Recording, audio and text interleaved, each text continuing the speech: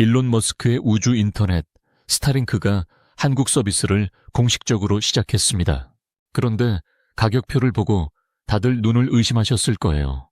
월 이용료가 무려 87,000원입니다. 여기서 끝이 아니죠. 안테나랑 라우터 같은 초기 장비 설치비만 55만 원이 넘어요. 자, 한번 생각해보세요. 우리나라는 어떤 나라입니까? 세계에서 인터넷이 가장 빠르고 산골짜기에서도 기가 인터넷이 빵빵 터지는 통신 강국이잖아요. 3만 원대면 500메가급 초고속 인터넷을 쓰는 게 당연한 이 시장에 일론 머스크는 왜 2배, 3배나 비싼 가격표를 들고 나타났을까요? 제정신이 아닌 걸까요? 아니면 우리가 모르는 거대한 한방이 숨어 있는 걸까요? 이 질문에 대한 답을 찾는 순간 여러분은 앞으로 10년 뒤 우리 통신 시장뿐만 아니라 전 세계 산업 지형도가 어떻게 뒤집힐지 그 소름 돋는 지각 변동의 힌트를 얻게 되실 겁니다. 오늘 이 영상 하나로 스타링크의 상륙이 우리 삶을 어떻게 바꿀지 아주 깊숙한 곳까지 파헤쳐 드릴게요. 안녕하세요. 유튜브의 복잡한 이슈를 현미경처럼 분석해드리는 대본 마스터입니다. 오늘은 전 지구를 위성 그물망으로 덮으려는 일론 머스크의 야망, 스타링크에 대해 이야기해보려 해요. 단순히 위성 인터넷이 들어왔다 수준의 이야기가 아닙니다. 이건 KT, SKT, LG, U+ 같은 기존 통신 3사의 30년 독점 체제가 뿌리째 흔들리는 사건이거든요. 오늘 영상을 끝까지 보시면 왜 롯데월드타워 같은 초고층 빌딩에 스타링크가 깔리는지, 그리고 왜 여러분이 지금 쓰는 스마트폰이 조만간 기지국 없이도 터지게 될지 완벽하게 이해하시게 될 겁니다. 이 긴 영상 절대로 1초도 넘기지 마세요. 여러분의 미래 통신 생활이 이 30분에 달려 있으니까요. 먼저 우리가 짚고 넘어가야 할 팩트가 있습니다. 2024년 기준 대한민국의 유선 인터넷 속도는 세계 최정상급이에요. 전국 어디를 가도 5G가 터지죠. 상식적으로 이런 시장에 스타링크는 발붙일 곳이 없어 보입니다. 마치 쌀이 넘쳐나는 나라에 훨씬 비싼 수입 쌀을 팔러 온 꼴이거든요. 그래서 많은 분이 오해하십니다. 아, 저건 강원도 깊은 산골이나 외딴 섬에서나 쓰는 서비스겠지? 라고요. 맞아요. 통신 음영 지역에선 단비 같은 존재가 되겠죠. 하지만 스페이스X가 고작 그 정도 틈새 시장을 먹으려고 수천억 원을 들여 한국 법인을 세우고 정부 승인을 받았을까요? 절대 아닙니다. 스타링크의 진짜 타겟은 여러분의 거실이 아니라 바로 기업 간 거래인 B2B와 정부 시장입니다. 그들은 우리 집 안방에서 통신 3사와 싸우려는 게 아니에요. 적어도 지금은요. 그들이 노리는 건 지난 수십 년간 지상통신망이 결코 해결하지 못했던 통신의 사각지대, 즉 바다 위와 상공, 그리고 재난 현장입니다. 자, 이제 본격적으로 들어가 보죠. 스타링크가 가장 먼저 깃발을 꽂으려는 곳, 바로 망망대해입니다. 여러분, 혹시 수만 톤급 컨테이너선이나 원양어선이 바다 한가운데서 어떻게 인터넷을 쓰는지 아시나요? 지금까지는 선택지가 딱 하나였습니다. 지구에서 무려 36,000km 떨어진 곳에 떠있는 정직궤도 위성을 이용하는 거였죠. 36,000km가 어느 정도 거리인지 감이 오시나요? 서울에서 부산까지를 450번 왕복해야 하는 거리예요. 빛의 속도로 신호가 오가도 물리적인 거리가 너무 멀다 보니 데이터를 한번 주고받을 때마다 엄청난 지연 시간이 발생합니다. 우리가 화상회의를 할 때 상대방 목소리가 3초 뒤에 들리거나 화면이 뚝뚝 끊기는 그 답답한 현상 말이에요. 속도는 더 처참했습니다. 한 달에 수백만 원에서 수천만 원의 이용료를 내면서도 우리가 15년 전에 쓰던 3G보다 느린 수준의 속도를 감내해야 했거든요. 비유하자면 통행료로 100만 원을 내었는데 고속도로에서 시속 10km로 기어가는 차를 타고 있는 꼴이었죠. 그런데 여기에 스타링크가 등장한 겁니다. 스타링크 위성은 고작 550km 상공에 떠 있습니다. 기존 위성보다 60배나 가까운 곳에 수천 개의 위성을 촘촘하게 깔아버린 거예요. 결과는 어땠을까요? 바다 한가운데서도 100bps가 넘는, 그러니까 우리 집 광랜에 가까운 속도가 터지기 시작한 겁니다. 이건 해운업계 입장에서는 단순한 업그레이드가 아니라 문명의 개벽 수준입니다. 실제로 우리나라의 대표적인 해운사 펜오션은 이미 스타링크를 발빠르게 도입했습니다. 왜 그랬을까요? 단순히 선원들 유튜브 보라고 설치해 준 걸까요? 아닙니다. 철저하게 돈 때문입니다. 첫째, 스마트 운항이 가능해집니다. 거대한 배 한 척이 하루에 쓰는 기름값만 수천만 원입니다. 스타링크를 쓰면 실시간으로 기상 데이터와 엔진 상태를 분석해서 가장 기름을 적게 쓰는 최적의 항로를 1분 단위로 수정할 수 있습니다. 연료비를 단 3%만 아껴도 연간 수십억 원의 이익이 남는 거죠. 둘째는 더 드라마틱합니다. 바로 선원 복지예요. 몇 달씩 가족과 떨어져 바다에 고립된 선원들에게 가장 큰 고통은 외로움입니다.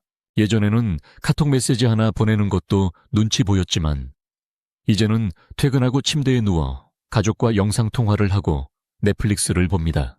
여러분, 요즘 젊은 선원들이 배를 탈 때 가장 먼저 묻는 게 뭔지 아세요? 연봉 얼마예요? 가 아니라 이 배 스타링크 터져요 입니다.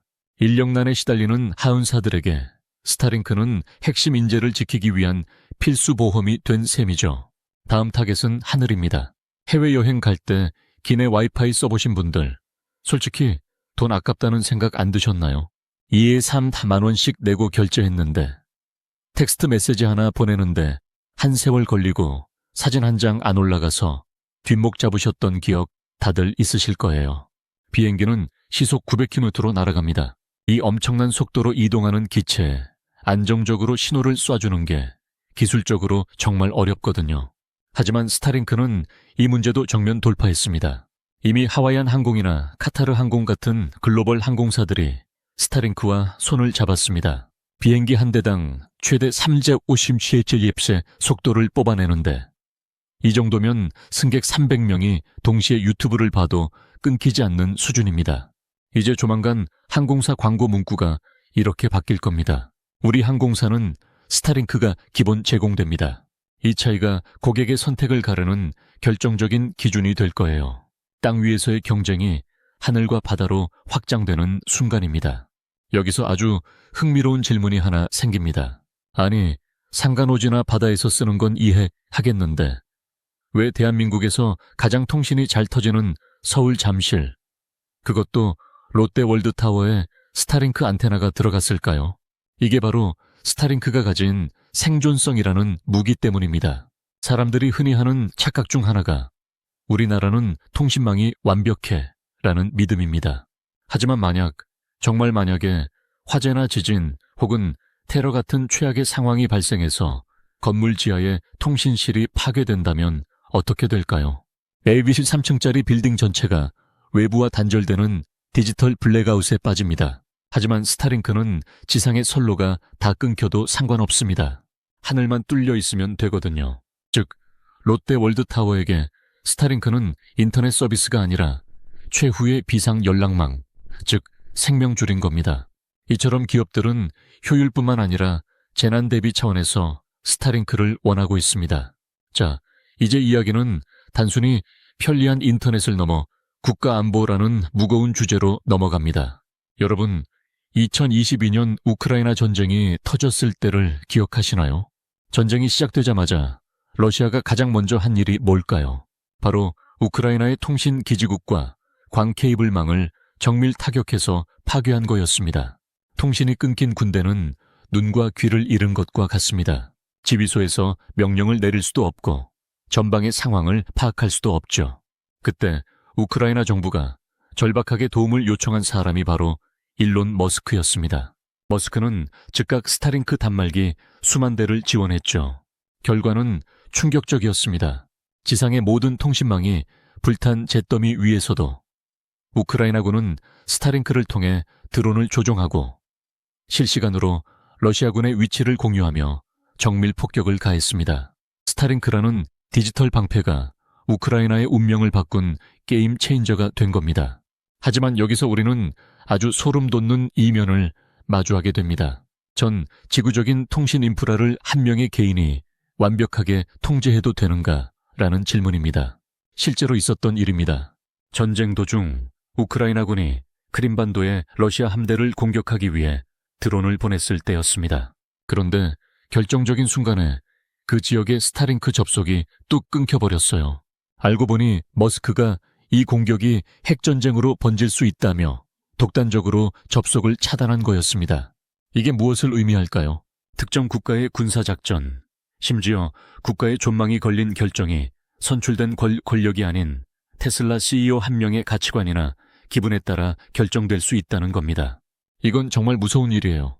전 세계의 모든 수도꼭지를 한 사람이 쥐고 있고 그 사람이 마음에 안 들면 언제든 물을 잠가버릴 수 있는 세상이 온 거니까요. 이 문제는 이제 막 서비스를 시작한 우리나라에도 똑같이 적용됩니다. 바로 데이터 주권 문제입니다. 여러분, 한국에서 스타링크를 쓰면 여러분이 주고받는 데이터가 어디를 거쳐가는지 아시나요? 보통 우리가 국내 통신사를 쓰면 서울이나 부산에 있는 데이터 센터를 거칩니다. 하지만 스타링크는 다릅니다. 기술적, 경제적 이유로 우리나라가 아닌 일본이나 다른 나라에 있는 게이트웨이를 거쳐갈 가능성이 매우 높습니다. 만약 우리나라의 민감한 기업 기밀이나 국가 안보 데이터가 해외 서버를 경유한다면, 그리고 그 나라와 관계가 악화되거나 스페이스X가 보안 사고라도 일으킨다면, 이건 단순히 인터넷이 느려지는 수준이 아니라 국가 안보에 거대한 구멍이 뚫리는 겁니다. 정부가 스타링크의 국내 진출을 허가하면서도 까다로운 조건을 붙였던 이유가 바로 여기에 있습니다. 자, 이제 본격적인 우주 삼국지 이야기를 해보겠습니다. 현재 위성 인터넷 시장의 구도는 마치 삼국지 시대와 똑 닮아 있습니다. 가장 먼저 기선을 제압한 건 역시 위나라의 조조, 일론 머스크의 스페이스X입니다. 지금 머스크가 하늘에 쏘아 올린 스타링크 위성이 몇 개인 줄 아시나요? 2026년 현재 기준으로 무려 9,000개가 넘습니다. 가입자 수도 900만 명을 돌파했죠. 이건 단순한 선점 수준이 아니라 시장 자체를 집어삼킨 수준입니다. 머스크는 여기서 멈추지 않습니다. 2026년부터는 그 무시무시한 스타쉽 로켓을 이용해 한 번에 60대 이상의 3세대 위성을 쏟아붓고 있습니다. 이 위성들은 레이저로 서로 연결되어 있어서 지상 기지국 없이도 자기들끼리 데이터를 주고받으며 거대한 우주 그물망을 완성해가고 있죠. 머스크가 조조라면 이에 맞서는 총나라의 유비는 바로 아마존의 제프 베이조스입니다. 아마존도 카이퍼 프로젝트라는 이름으로 준비를 해왔는데 최근 2025년 말에 서비스명을 아마존 레오로 전격 리브랜딩하며 방역에 나섰습니다. 아마존의 무기는 두 가지입니다. 첫째는 돈, 둘째는 시너지입니다. 베이조스는 이 사업에만 13조 원 이상을 쏟아붓고 있어요. 그리고 전 세계 클라우드 시장 1위인 AWS를 가지고 있죠. 아마존 레오는 2026년 초부터 본격적인 상업화에 들어갔습니다. 그럼 마지막 오나라의 송원은 누구일까요? 바로 여러 국가와 기업이 연합한 원웹 세력입니다. 그리고 이 연합군에서 핵심적인 역할을 하는 나라가 바로 대한민국입니다. 우리나라의 한화 시스템은 일찌감치 원웹에 대규모 투자를 하며 이사회 멤버로 합류했습니다. 원웹은 철저하게 기업과 군용시장에 집중하는 전략을 씁니다. 특히 한화 시스템은 이 원웹의 위성망을 활용해 한국판 스타링크를 준비 중입니다. 우리 군의 보안 통신망을 저궤도 위성으로 대체하고 전 세계에 위성 안테나 기술을 팔겠다는 야심이죠. 자, 이제 일론 머스크가 어떻게 위성을 수천 개씩 쏘아 올리면서도 월 8만 원대의 요금을 유지할 수 있는지 그 비밀을 파헤쳐 보겠습니다. 그 중심에는 로켓 재사용의 경제학이 있습니다. 과거에는 수천억 원짜리 로켓을 단 한 번 쓰고 버렸습니다. 서울에서 뉴욕에 가는데 5천억 원짜리 비행기를 타고 가서 도착하자마자 비행기를 버린 꼴이죠. 하지만 머스크는 이걸 비행기처럼 다시 쓰기 시작했습니다. 2026년 현재 펠컨 과외 로켓은 무려 32번이나 재사용된 기록을 가지고 있습니다. 덕분에 우주 택배비가 10분의 1 이하로 떨어졌습니다. 2,100만 원 하던 비용이 250만 원으로 줄어든 거예요. 여기에 위성 대량 생산이 힘을 보탭니다. 과거의 위성이 수공 예품이었다면 스타링크 위성은 컨베이어 벨트 위에서 찍어내는 공산품입니다. 한 달에 무려 260개 이상의 위성을 생산하고 있죠. 결정적인 차이는 수직 계열화입니다. 스페이스X는 위성도 만들고 로켓도 직접 만듭니다. 경쟁자인 아마존이 로켓 발사 비용으로 1,000억 원을 쓸 때 머스크는 연료비 몇십억 원만 쓰고 위성을 쏘아 올립니다. 이 게임 시작부터 승패가 정해져 있는 거나 다름없지 않나요? 하지만 이건 시작일 뿐입니다. 진짜 무서운 건 2단계, 바로 다이렉트 투 셀, D2C 기술입니다. 여러분이 지금 쓰고 있는 그 스마트폰 그대로 별도의 안테나 없이 저 하늘 위에 떠 있는 위성과 직접 통신하는 기술입니다.